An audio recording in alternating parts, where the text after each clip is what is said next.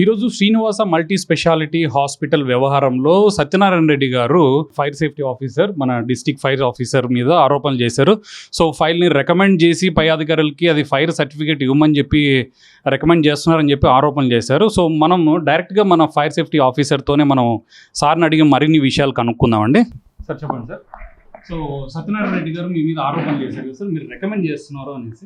Recommend అంటే అంటే ఏంటంటే ఇప్పుడు మాది ఆన్లైన్లోనే మాకు అప్లికేషన్స్ అప్లై చేస్తారండి. మా fireservice.ap.gov.in అని ఒక వెబ్సైట్లో మాకు అప్లై చేయాలి ఎవరైనా. మా డీజీ గారు పివి రమణ గారు వచ్చిన తర్వాత ఈ ఆన్లైన్ సిస్టమ్ని ఎస్టాబ్లిష్ చేశారు. దీంట్లో ఎవరైనా ఏ అప్లికెంట్ అయినా అప్లై చేయొచ్చు, ఏ బిల్డింగ్కి సంబంధించిన ఎన్ఓసికి.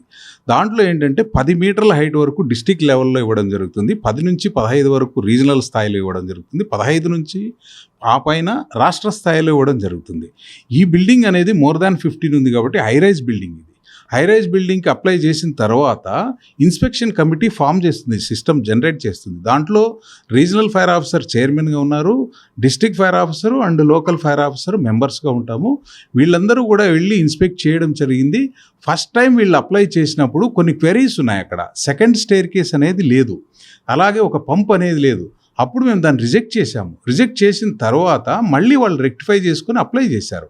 అప్లై చేసిన తర్వాత అక్కడ ఉన్న స్థితిని మేము సిస్టంలో అప్లోడ్ చేసిన తర్వాత మాత్రమే ఈ ఎన్ఓసి అనేది డీజీ గారు ఇవ్వడం జరిగింది తప్పితే ఇక్కడ ఎక్కడ పర్సనల్ ఇంట్రెస్ట్లు అనేవి ఎక్కడ లేవండి. మేము సెకండ్ టైం ఇన్స్పెక్షన్కి వెళ్ళామండి. అక్కడ ఏమి ధ్వంసం చేసిన ఛాయలు కానీ మా ఫైర్ ఎక్విప్మెంట్ పనిచేయకుండా ఉండడం కానీ ఏం లేదు.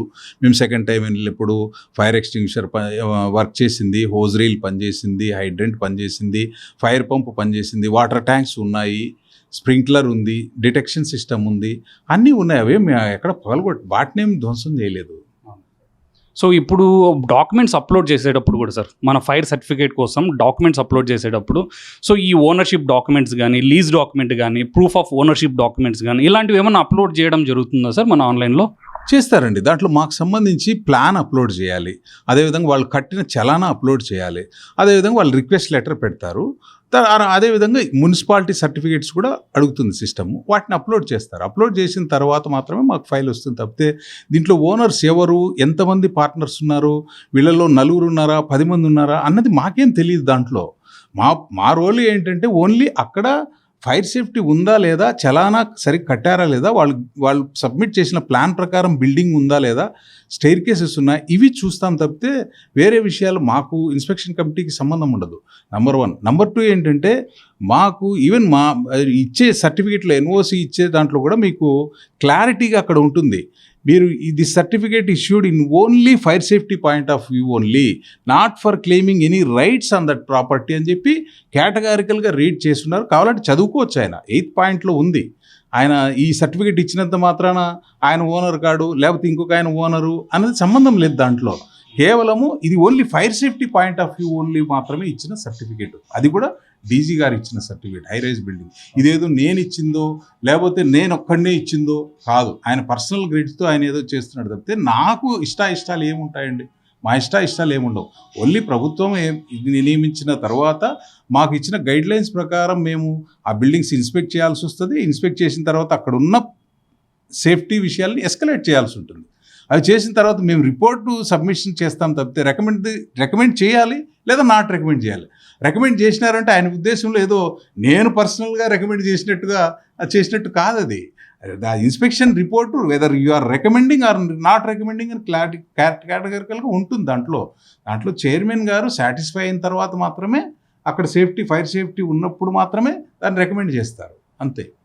ఓనర్ ఎవరైనా కూడా వాళ్ళ మధ్య డిస్ప్యూట్స్ కానీ అవి ఏమి మీకు సంబంధం లేదు సార్? మాకు సంబంధం లేదండి. వాళ్ళ డిస్ప్యూట్స్ ఉంటే మాకు ఎలా సంబంధం? అసలు ఇప్పుడు దాంట్లో ఎంతమంది పార్ట్నర్స్, ఫర్ ఎగ్జాంపుల్ 10 మంది ఉంటారు అనుకుందాము. 10 మందిలో ఒకటి నాకు ఇష్టం లేదంటేనో ఇంటో మాకేం సంబంధం? అసలు దాంట్లో డిస్ప్యూట్ ఉన్న సంగతి మాకెలా తెలుస్తుంది? అసలు మేము ఓన్లీ ఫైర్ సేఫ్టీ మాత్రమే కన్ఫైన్ అవుతాము. మోరోవర్ మా సర్టిఫికేట్లో కేటగారికల్ చెప్తున్నాం కదా, ఆ సర్టిఫికేట్లో మాకు 8th పాయింట్లో ఉంది, చదువుకోమనండి. This certificate is issued in only fire safety point of view only, not for claiming any rights on that property అని కేటగారికల్గా ఉంది. ఆయనకు బాధ ఏంటి? ఇప్పుడు మేము అప్లై చేసిన వాళ్ళకు కూడా చెప్పాలి కదా, మేము జవాబు చెప్పాలి కదా, మా దాంట్లో సేఫ్టీ ఉందా లేదా చెప్పండి అన్నప్పుడు అతను కూడా అడిగినప్పుడు అతనికి కూడా జవాబు చెప్పాలి కదా మేము.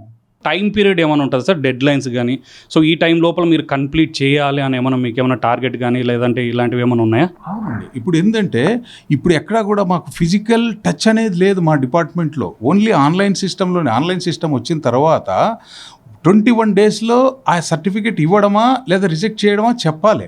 ఇన్స్పెక్షన్ కమిటీకి కూడా 10 రోజుల టైంలో ఇన్స్పెక్ట్ చేసి అది దాంట్లో వాళ్ళు చెప్పిన ప్రకారం ఫైర్ ఎక్విప్మెంట్ ఉందా లేదా చలానా కట్టారా లేదా అని చెప్పాలి. అంత టైం బౌండ్. ఈ టైం బౌండ్లో క్లియర్ చేస్తున్నాం కాబట్టి డిపార్ట్మెంట్కి కూడా 80% పబ్లిక్ సాటిస్ఫాక్షన్ రిపోర్ట్ ఉంది, IVRS రిపోర్ట్ ఉంది. మీరు కావాలంటే అది చూసుకోవచ్చు. అంత పర్సెంటేజ్ రావాలంటే భాషామాషి కాదు కదా. మేము కూడా ఇన్ టైంలో రెస్పాండ్ అవుతున్నాం కాబట్టి 80% పబ్లిక్ సాటిస్ఫాక్షన్ కూడా మాకు పబ్లిక్లో రిఫ్లెక్ట్ అవుతుంది. ఇక్కడ కూడా ఫిజికల్ టచ్ లేదు. ఇక్కడ ఆన్లైన్ సిస్టమ్. ఆన్లైన్లో మేము టైం బౌండ్ SLA పీరియడ్లో మేము రెస్పాండ్ అయిపోవాలి. రెస్పాండ్ అయ్యి ఇన్స్పెక్షన్ కమిటీకి ఇచ్చిన టైంలో ఇన్స్పెక్షన్ కమిటీ రెస్పాండ్ కావాలి. అదేవిధంగా పైన ఆఫీసర్స్కి ఎస్కలేట్ అయినప్పుడు పై ఆఫీసర్స్ కూడా వాళ్ళ రివ్యూ చేసేసి దాన్ని డీజీ గారికి సబ్మిట్ చేస్తారు.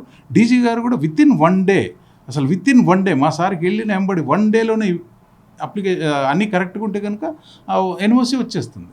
This system is going on.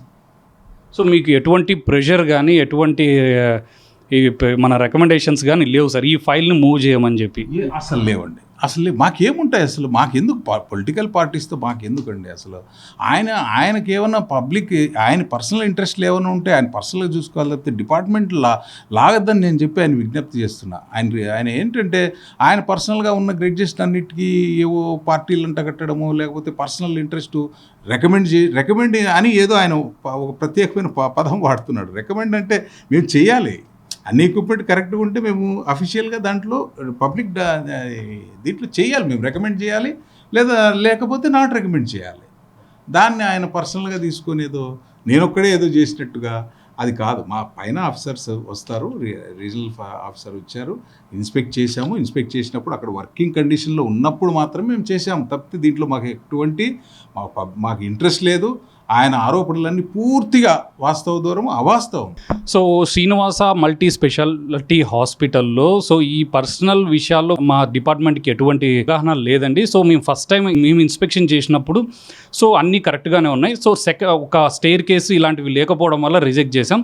So second time కూడా మళ్ళీ రీవెరిఫికేషన్ పెట్టినప్పుడు అవి కూడా చెక్ చేసి అలాంగ్ విత్ దట్ సో మిగతా మన స్ప్రింక్లర్స్ అయితేనేమి, పంప్స్ అయితేనేమి, మొత్తం పైప్ లైనింగ్ కానీ మన హోస్ పైప్స్ కానీ అన్నీ చెక్ చేసి అన్నీ క్లియర్ ఉంటేనే మేము NOC ఇచ్చాం. సో మాకు ఎటువంటి రికమెండేషన్స్ రాలేదు, మేము ఎవరికి రికమెండ్ చేయలేదు, మేము యాజ్ పర్ ప్రోటోకాల్ వెళ్తున్నామని చెప్పేసి మన ఫైర్ ఆఫీసర్ గారు చెప్పడం జరుగుతుంది. సో దీని గురించి మరింత సమాచారానికై చూస్తూ ఉండండి AP39 TV.